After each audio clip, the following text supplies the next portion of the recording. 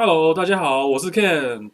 欢迎收看《钢制在纽约》。今天呢，我要介绍哥大一个非常非常超出大家想象以外有名的一栋楼。这个楼呢，有许多的故事，它呢可以说是改变了世界的命运。许多大家知道的发明呢，其实都是在这个地方发现和产生的哦。这栋楼呢，就是哥伦比亚大学的补贫物理实验室。那我们平常会叫它做 Pupin Hall，也就是补贫楼。Pupin Hall 位在哥伦比亚 Morningside 校园里面。现在呢，它是哥伦比亚大学物理系还有天文系的所在地。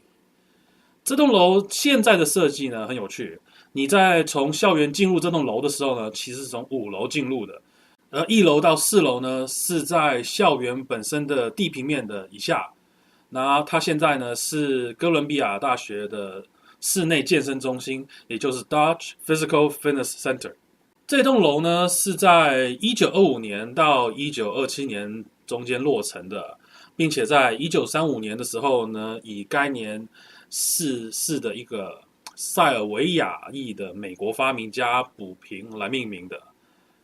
在1965年的时候呢，因为历史的意义还有研究的许多贡献的原因呢，美国的内政部呢把它认定为美国国家历史地标之一。这栋楼呢，从地底到屋顶呢，都是有故事的。在过去的90多年的时候呢，大家知道的许多科学发明都跟这栋楼有很大的关系，就连美国能获得第2次世界大战的胜利呢，都跟这栋有很大的渊源。补贫楼呢，它曾经是美国物理学会的总部，它也是美国航空科技学会的总部发起，也就是后来慢慢发展成如今的 NASA 的一个组织其中之一啊。补贫楼呢，它是用一些瓷砖建造的一个很高层的大楼啊，它最高的天台上呢有一个很大的天文望远镜，也就是现在这个哥大的天文系的所在地。先讲一个其中大家可能听过的，也就是华生计算实验室。华生计算实验室呢，也就是后来 IBM 所成立的 AI 实验中心啊。它最早呢是在补贫楼的10楼，1945年的时候成立的。它这个实验室呢，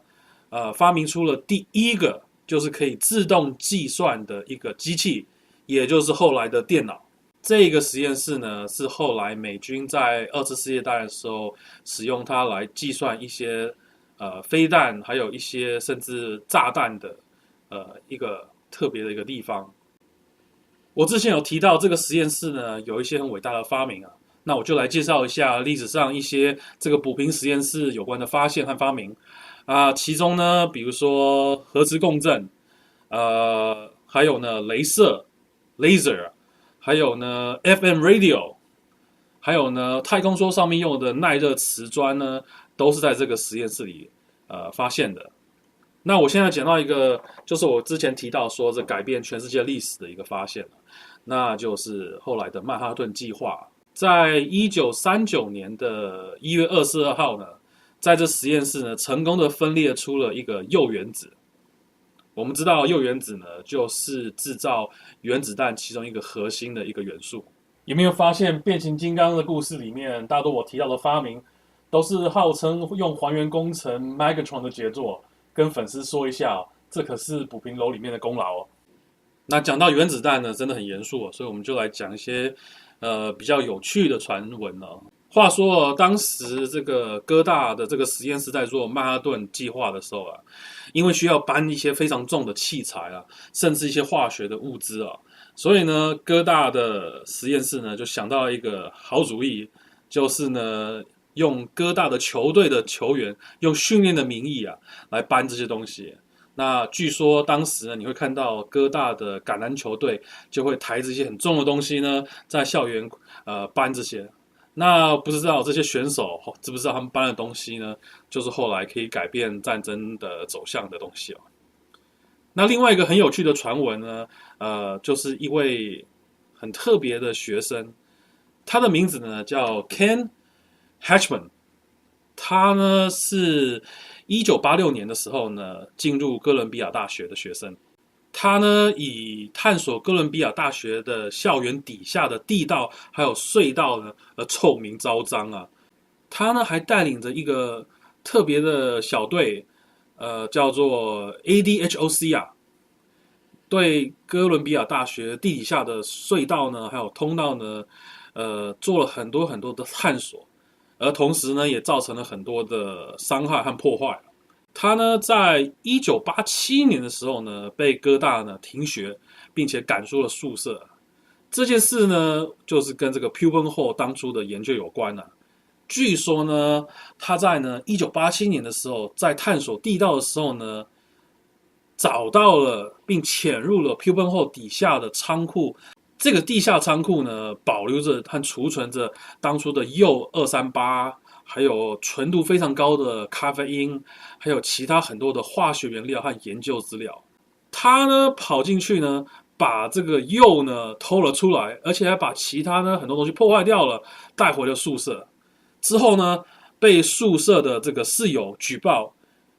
但是呢，学校在抓他的时候呢，他却对学校宣称说，他呢把这个铀偷出来呢是要做一种特别的研究。